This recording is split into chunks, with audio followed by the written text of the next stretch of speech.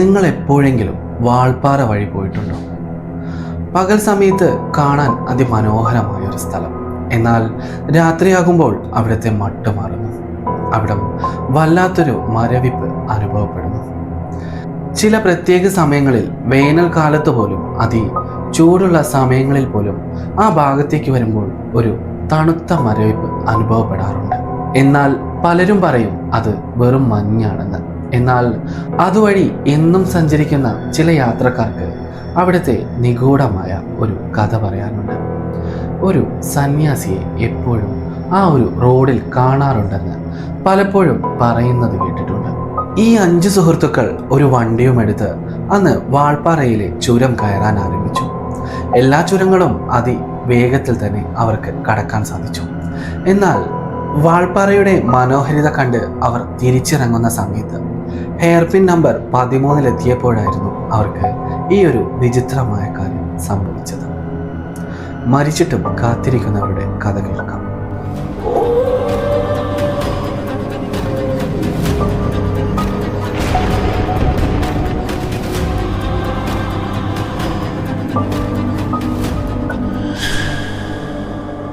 ഒരു ഒഫീഷ്യൽ ട്രിപ്പിന്റെ ഭാഗമായിട്ടായിരുന്നു അവർക്കന്ന് പൊള്ളാച്ചിയിലേക്ക് പോവേണ്ടി വന്നത്. അതിനായി അവർ ഒരു കാറും എടുത്തു. തങ്ങളുടെ കൂട്ടത്തിലുള്ള ഒരാളുടെ കാർ തന്നെയായിരുന്നു. നന്നായി ഡ്രൈവ് ചെയ്യാൻ അറിയാവുന്ന ഒരു എക്സ്പേർട്ട് ഡ്രൈവർ തന്നെയായിരുന്നു അതിലെ ഒരു സുഹൃത്ത്. അങ്ങനെ അവർ കേരളത്തിൽ നിന്നും കാറിൽ അവർ പൊള്ളാച്ചിയിലെ ആ ഒരു ഒഫീഷ്യൽ ട്രിപ്പ് അല്ലെങ്കിൽ ആ ഒരു ഒഫീഷ്യൽ കാര്യം അറ്റൻഡ് ചെയ്യാൻ അവിടെ എത്തി. ഗവൺമെന്റ് ഒഫീഷ്യൽ ആയതുകൊണ്ട് തന്നെ അവിടെ ഒരുപാട് സമയം അവർക്ക് ചിലവഴിക്കേണ്ടി വന്നില്ല. അന്നത്തെ ജോലികളെല്ലാം അവർക്ക് പെട്ടെന്ന് തന്നെ തീർക്കേണ്ടി വന്നു. അത് പെട്ടെന്ന് തന്നെ തീരുകയും ചെയ്തു. അതിനുശേഷം അവർ ഉടനെ തന്നെ വീട്ടിലേക്ക് മടങ്ങാമെന്ന് കരുതി നിൽക്കുമ്പോഴായിരുന്നു കൂട്ടത്തിലെ ഒരു സുഹൃത്ത് പറഞ്ഞത്, നമ്മൾ ഇത്രയും ദൂരം വന്നതല്ലേ, ഇവിടെ അടുത്താണ് വാൾപ്പാറ, അവിടെ അതിമനോഹരമായ കാലാവസ്ഥയാണ് പറയുന്നത് കേട്ടിട്ടുണ്ട്, നമുക്ക് അവിടം വരെ ഒന്ന് പോയി അവിടെയൊക്കെ ഒന്ന് ചുറ്റിക്കണ്ട് വൈകുന്നേരം വീട്ടിലേക്ക് മടങ്ങിയാൽ പോരെ എന്ന് ആ കൂട്ടത്തിലെ ഒരു സുഹൃത്ത് എല്ലാവരോടുമായി പറഞ്ഞു. എന്നാൽ ഇത് കേൾക്കേണ്ട താമസമേ ഉണ്ടായിരുന്നുള്ളൂ. ബാക്കി എല്ലാവരും ഒരുമിച്ച് തലകുലുക്കി അത് സമ്മതിച്ചു. അങ്ങനെ അവിടെ നിന്നും അവർ ഉച്ചഭക്ഷണം കഴിച്ച് അവിടെ നിന്ന് അവർ ആ ഒരു വാൾപ്പാറയെ ലക്ഷ്യമാക്കി നീങ്ങിക്കൊണ്ടേയിരുന്നു. ഏകദേശം വാൾപ്പാറയ്ക്ക് 30ഓളം ഹെയർപിൻ ബെൻഡുകളുണ്ട്. അതിൽ എല്ലാ ബെൻഡുകളും അത്യാവശ്യം വളവും തിരിവും നിറഞ്ഞ ബെൻഡുകൾ തന്നെയായിരുന്നു. എന്നാൽ അവർ പോകുന്ന സമയത്ത് അവർക്ക് വളരെ വേഗത്തിൽ ആ ചുരങ്ങളെല്ലാം കയറാൻ സാധിച്ചു. ചുരങ്ങളിലെ പല ഭാഗത്തും അവർ വണ്ടി നിർത്തി അവിടെ നിന്നൊക്കെ അവർ ഫോട്ടോ ഒക്കെ എടുക്കുന്നുണ്ടായിരുന്നു. തൻ്റെ കുടുംബക്കാരെ കാണിക്കാമെന്നും ഫ്രണ്ട്സിനെ കാണിക്കാമെന്നൊക്കെ കരുതി അവർ പലയിടങ്ങളിൽ വെച്ച് അവർ ഫോട്ടോ എടുക്കുന്നുണ്ടായിരുന്നു. അങ്ങനെ അവർ പതിയെ ആ ചുരമെല്ലാം കയറി വാൾപ്പാറയിലേക്ക് എത്തി. വാൾപ്പാറയിൽ എല്ലായിടങ്ങളും അവർക്ക് ചുറ്റിക്കാണാൻ സമയമുണ്ടായിരുന്നില്ല. അവിടെ എത്തിയപ്പോഴേക്കും ഏകദേശം വൈകുന്നേരമായിരുന്നു. അതുകൊണ്ട് തന്നെ എല്ലാ ഭാഗങ്ങളും ചുറ്റി കാണാൻ സാധിച്ചില്ല. അതുകൊണ്ട് അവിടെ എത്തിയതിനു ശേഷം 1-2 സ്ഥലങ്ങളിലേക്ക് പോയി ഒരു ചായയൊക്കെ കുടിച്ച് അവർ മടങ്ങാമെന്ന് തീരുമാനിച്ചു. അങ്ങനെ പോരുന്ന വഴിയാണ് അവരുടെ വണ്ടിക്ക് എന്തോ ഒരു തകരാറ് സംഭവിച്ചത്. എന്തോ ഒരു സ്റ്റാർട്ടിംഗ് ട്രബിൾ പോലെ.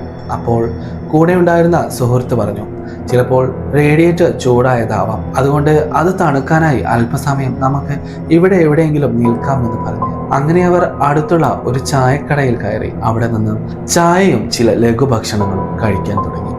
അങ്ങനെ വണ്ടി വീണ്ടും സ്റ്റാർട്ടാക്കാൻ നോക്കിയപ്പോഴും വണ്ടി സ്റ്റാർട്ടാകുന്നേ ഉണ്ടായിരുന്നില്ല. അങ്ങനെ ആ ചായക്കടയിലെ ആ ഒരു കടക്കാരനോട് വല്ല വർക്ക്ഷോപ്പ് ജീവനക്കാരുടെയും നമ്പർ ഉണ്ടോ എന്ന് തിരക്കിയപ്പോൾ അവിടെ ഉണ്ടായിരുന്ന ആ ചായക്കടയിൽ അദ്ദേഹം അവർക്കൊരു നമ്പർ കൊടുത്തു. ആ നമ്പറിൽ വിളിച്ച ഉടനെ തന്നെ ഒരു മെക്കാനിക് അങ്ങോട്ടെത്തി. എന്നിട്ട് അദ്ദേഹം ആ വണ്ടി നോക്കിയതിനു ശേഷം പറഞ്ഞു, ഇതിന് പ്രത്യേകിച്ച് തകരാറുകളൊന്നുമില്ല, റേഡിയേറ്റർ ചൂടായത് തന്നെയാണ് കാരണം. പിന്നെ ഇവിടെ നിന്നും ഒരു വയറ് ഇളകി കിടക്കുന്നുണ്ടായിരുന്നു, എല്ലാം ഞാൻ ഫിക്സ് ചെയ്തിട്ടുണ്ട്, ഇനി നിങ്ങൾക്ക് പോകാമെന്ന് പറഞ്ഞു.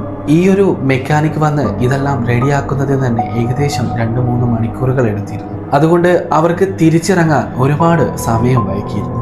ഏകദേശം 9 മണി എല്ലാം ആയിരുന്നു അവർ അവിടെ നിന്നും ആ ചുരം ഇറങ്ങുന്ന സമയത്ത്. ഏകദേശം 30 ചുരത്തോളം ഉണ്ടെന്ന് ഞാൻ നേരത്തെ പറഞ്ഞു. അങ്ങനെ ആ ചുരങ്ങളെല്ലാം അവർ ഓരോന്നോരോന്നായി ഇറങ്ങാൻ തുടങ്ങി. ഏകദേശം തണുപ്പ് അവിടെ മൊത്തം പടർന്നിരുന്നു. വൈകുന്നേരവും രാത്രിയും ആയതുകൊണ്ട് തന്നെ കോടമഞ്ഞ് അത്യാവശ്യമുണ്ടായിരുന്നു. പുറമേയുള്ള കാഴ്ചകളൊന്നും അവർക്ക് വ്യക്തമായി കാണുന്നുണ്ടായിരുന്നില്ല. ഒരു പുക മൂടിയതുപോലെ മഞ്ഞു മൂടി നിൽക്കുന്ന ഒരു അന്തരീക്ഷം തന്നെയായിരുന്നു. അതുകൊണ്ടായിരുന്നു ആ കാർ ഓടിച്ചിരുന്ന ആ സുഹൃത്ത് പറയുകയുണ്ടായി, ഡ്രൈവ് ചെയ്യാൻ നല്ല ബുദ്ധിമുട്ടുണ്ട്, കോടമഞ്ഞ് മൂടിയത് കാരണം മുന്നിൽ നിന്ന് വരുന്ന വാഹനങ്ങളും അതുപോലെ മുന്നിലെ വഴികളൊന്നും അത്ര വ്യക്തമായി കാണുന്നില്ല. ഏതായാലും പതുക്കെ പതുക്കെ നമുക്ക് ഈ ചുരം ഇറങ്ങാമെന്ന് പറഞ്ഞ് അവരെല്ലാവരും ആ വാൾപ്പാറയിലെ ആ ചുരം ഇറങ്ങിക്കൊണ്ടേയിരുന്നു. അങ്ങനെ അവർ താഴേക്ക് ഇറങ്ങി കൊണ്ടിരിക്കുന്ന സമയത്താണ് ഏകദേശം 17ാമത്തെ ചുരവും കഴിഞ്ഞതിന് ശേഷം പിന്നീട് അങ്ങോട്ട് വഴി കാണുന്നുണ്ടായിരുന്നില്ല. വളരെ മഞ്ഞു മൂടിയ ഒരു അവസ്ഥ തന്നെയായിരുന്നു. എങ്ങനെയൊക്കെയോ അവർ 13ാമത്തെ ചുരത്തിലേക്ക് വണ്ടി എത്തി. ആ സമയത്താണ് പെട്ടെന്ന് തങ്ങളുടെ വണ്ടിക്ക് മുന്നിലേക്ക് ആരോ എടുത്തു ചാടുന്നത് പോലെ അവർക്ക് തോന്നിയത്. ആ ഒരു ഹെഡ്ലൈറ്റിന്റെ കാഴ്ചയിൽ അതൊരു സന്യാസിയാണെന്ന് അവർക്ക് എല്ലാവർക്കും മനസ്സിലായി. നീണ്ടു വളർന്ന മുടിയും താടിയും അതുപോലെ കയ്യിലൊരു തോൾ സഞ്ചിയുമായി ഒരു കാവ്യ വസ്ത്രം ധരിച്ച ഒരു സന്യാസിയെ പോലെ ഒരു രൂപം. എന്നാൽ ആ ഒരു രൂപം കണ്ട ഉടനെ തന്നെ അദ്ദേഹം ബ്രേക്ക് ചവിട്ടാൻ തുടങ്ങി. ആ ഒരു വളവിൽ, അതിഭയാനകമായ വളവിൽ ഇങ്ങനെ ഒരു പെട്ടെന്നുള്ള സഡൻ ബ്രേക്ക് ഇട്ടാൽ എങ്ങനെ ഉണ്ടാകുമെന്ന് നിങ്ങളൊന്ന് ആലോചിച്ച് നോക്കിയേ. അവർക്ക് ആ ഒരു വണ്ടിയുടെ നിയന്ത്രണം മൊത്തത്തിൽ നഷ്ടമായിരുന്നു. അടുത്തുള്ള സേഫ്റ്റി ബാരിക്കേഡിൽ വണ്ടി അതിശക്തമായി പോയിടിച്ചു. എന്നിട്ട് വണ്ടി അവിടെ തന്നെ നിശ്ചലമായി നിന്നു. ഈ ഒരു സംഭവം ഉണ്ടായ സമയത്ത് തന്നെ ഇവരെല്ലാവരും മരവിച്ചിരുന്നു. അല്പസമയത്ത് അവർ കാറിനുള്ളിൽ നിന്ന് പുറത്തേക്ക് ഇറങ്ങിയില്ല. ആ ഒരു സമയത്ത് എല്ലാവരും ചുറ്റുപാട് നോക്കി. അവരുടെ മുന്നിലേക്ക് ചാടിയ ആ ഒരു സന്യാസിയായ വൃദ്ധനെയായിരുന്നു അവർ തിരഞ്ഞിരുന്നത്. എന്നാൽ അവർക്കാർക്കും ആ ഒരു സന്യാസിയായ വൃദ്ധനെ കാണാൻ സാധിച്ചില്ല. അതിൽ കൂട്ടത്തിലുള്ള ഒരാൾ പറഞ്ഞു, ഇനിയെങ്ങാനും വണ്ടിക്കടിയിൽ പോയിരിക്കുമോ എന്ന്. അങ്ങനെയാണ് എല്ലാവരും പുറത്തേക്ക് ഇറങ്ങി. കയ്യിലെ മൊബൈൽ ഫ്ലാഷിന്റെ സഹായത്തോടു കൂടി വണ്ടിക്കടിയിലൊക്കെ അവർ ഫ്ലാഷ് അടിച്ചു നോക്കുന്നത്. എന്നാൽ അവർക്ക് അവിടെയൊന്നും ആരെയും കാണാൻ സാധിച്ചില്ല. ഇതെന്താണ് ഇങ്ങനെ എന്നൊക്കെ കരുതി അവർ അല്പസമയം ചിന്തിച്ചുകൊണ്ടേയിരുന്നു. അമാനുഷികമായ ഇത്തരത്തിലുള്ള ഒരു സംഭവം അവിടെ ഉണ്ടാകുമെന്ന് പോലും അവർ ആരും കരുതിയിരുന്നില്ല. അതുകൊണ്ട് അവരെല്ലാവരും വണ്ടിയിൽ വീണ്ടും കയറിയതിനു ശേഷം വണ്ടി ഒന്നുകൂടി സ്റ്റാർട്ടാക്കാൻ നോക്കി. എന്നാൽ വണ്ടി സ്റ്റാർട്ടാകുന്നേ ഉണ്ടായിരുന്നില്ല. പലപ്പോഴായി അവർ വണ്ടി സ്റ്റാർട്ടാക്കാൻ നോക്കി. ആ ഒരു 13ാം ബെൻഡിൽ, അതായത് ആ ഒരു 13ാമത്തെ ഹെയർ പിന്നിൽ ആ വണ്ടി അങ്ങനെ തന്നെ നിൽക്കുകയായിരുന്നു. അങ്ങനെ നിൽക്കുമ്പോഴായിരുന്നു അതിൽ കൂട്ടത്തിൽ ഒരാൾ പറഞ്ഞത്, എന്തോ ഒരു ഭാഗ്യം കൊണ്ടാണ് നമ്മൾ രക്ഷപ്പെട്ടത്, അല്ലെങ്കിൽ ഇവിടെ നിന്നും വണ്ടി ആക്സിഡന്റ് ആവുകയോ മറ്റോ ചെയ്താൽ നമ്മൾ വളരെ ആഴങ്ങളിലേക്ക് പതിക്കുമായിരുന്നു. എന്തായാലും ഇന്നിനി ഇവിടെ നിന്ന് ഈ വണ്ടി എടുത്ത് പോകണ്ട, നമുക്ക് വണ്ടി ഇവിടെ തന്നെ പാർക്ക് ചെയ്ത് ഇന്ന് രാത്രി നമുക്ക് ഇവിടെ തന്നെ നിൽക്കാം. ഇതിലൂടെ ഏതെങ്കിലും വണ്ടികളോ മറ്റോ വരികയാണെങ്കിൽ നമുക്ക് അവരുടെ സഹായം നേടാം, ഇല്ലെങ്കിൽ അതിരാവിലെ നമുക്ക് ഇവിടെ നിന്ന് എന്തെങ്കിലും അറേഞ്ച്മെന്റ്സ് ചെയ്യാമെന്ന് പറഞ്ഞ് അവരെല്ലാവരും ആ വണ്ടിയിൽ തന്നെ കയറിയിരുന്നു.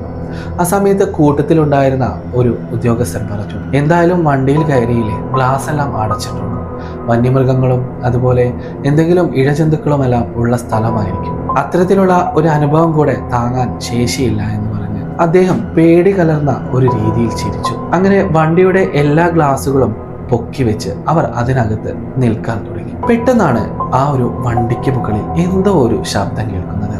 ആരോ വണ്ടിക്ക് മുകളിൽ കയറി നിൽക്കുന്നത് പോലെ, അല്ലെങ്കിൽ വണ്ടിക്ക് മുകളിലൂടെ നടക്കുന്നത് പോലെ, 4 കാല് വെച്ച് നടക്കുന്ന രീതിയിലുള്ള ഒരു ശബ്ദം. എന്നാൽ അത് ആരാണെന്ന് അവർക്ക് മനസ്സിലായില്ല. അവർക്ക് നോക്കാൻ കൂടി ഭയമായിരുന്നു. എങ്കിലും കൂട്ടത്തിലുള്ള ഒരാൾ പറഞ്ഞു, ചിലപ്പോൾ വല്ല കുരങ്ങന്മാരോ മറ്റോ ആയിരിക്കാം. എന്നാൽ സത്യത്തിൽ അത് കുരങ്ങനായിരുന്നില്ല, അത് ആ സന്യാസിയായിരുന്നു.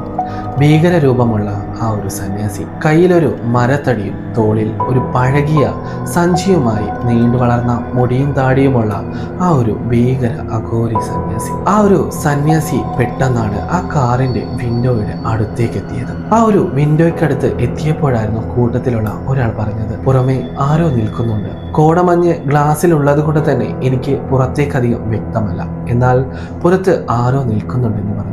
അങ്ങനെ നിൽക്കുമ്പോൾ തന്നെയായിരുന്നു ആ ഒരു സന്യാസി തൻ്റെ കൈ വെച്ച് ആ ഗ്ലാസ്സിൽ അമർത്തി പിടിച്ചിരുന്നു. ആ സന്യാസിയുടെ വിരൽ പതിച്ച ആ ഭാഗത്തിലൂടെ അവർ വ്യക്തമായി കണ്ടു ആ ഒരു ഭീകര സന്യാസി. അവരെല്ലാവരും നല്ലവണ്ണം പേടിച്ചിരുന്നു. എന്നാൽ ദൂരെ നിന്നും ഒരു ഹോൺ കേട്ട ഉടൻ തന്നെ ആ ഒരു സന്യാസിയുടെ രൂപം അവിടെ നിന്നും അപ്രത്യക്ഷമായി. അങ്ങനെ നിൽക്കുമ്പോഴായിരുന്നു അവിടേക്ക് ഒരു വലിയ ലോറി പാഞ്ഞെത്തിയത്. പതിവില്ലാത്ത രീതിയിൽ ഒരു കാർ അവിടെ കിടക്കുന്നത് കണ്ടിട്ടാണ് ആ ലോറി ഡ്രൈവർ അവർക്ക് അരികിൽ ആ വണ്ടി നിർത്തിയത്. എന്നിട്ട് അവരോട് ചോദിച്ചു, എന്തിനാണ് നിങ്ങൾ ഈ സമയത്ത് ഇവിടെ നിൽക്കുന്നത്? ഈ ബെഡിൽ അധിക സമയം നിൽക്കാൻ പാടുള്ളതല്ല. അപ്പോൾ കൂട്ടത്തിലുണ്ടായിരുന്നവർ പറഞ്ഞു, ഞങ്ങളുടെ വണ്ടി ആക്സിഡന്റ് ആയതാണ്. ഞങ്ങളുടെ വണ്ടി ആ ഒരു സേഫ്റ്റി ബാരിക്കേഡിൽ ഒന്ന് ഇടിച്ചു. ഞങ്ങൾ ചുരം ഇറങ്ങുന്ന സമയത്ത് ഞങ്ങളുടെ വണ്ടിക്ക് മുന്നിൽ ആരോ ചാടിയതുപോലെ തോന്നി.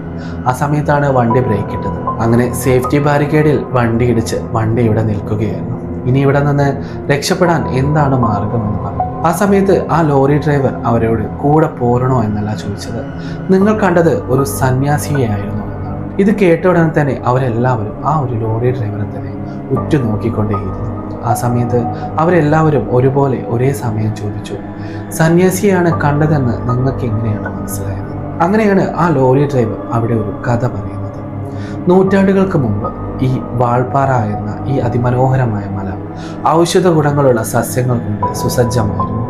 അതുകൊണ്ട് വളരെ ദൂരദേശങ്ങളിൽ നിന്നും ഹിമാലയങ്ങളിൽ നിന്നും വരെ പല സന്യാസിമാരും ഈ ഔഷധക്കൂട്ടുകൾ അന്വേഷിച്ച് ഇങ്ങോട്ട് എത്തുമായിരുന്നു എന്ന് കേട്ടുകേൾവിയുണ്ട്.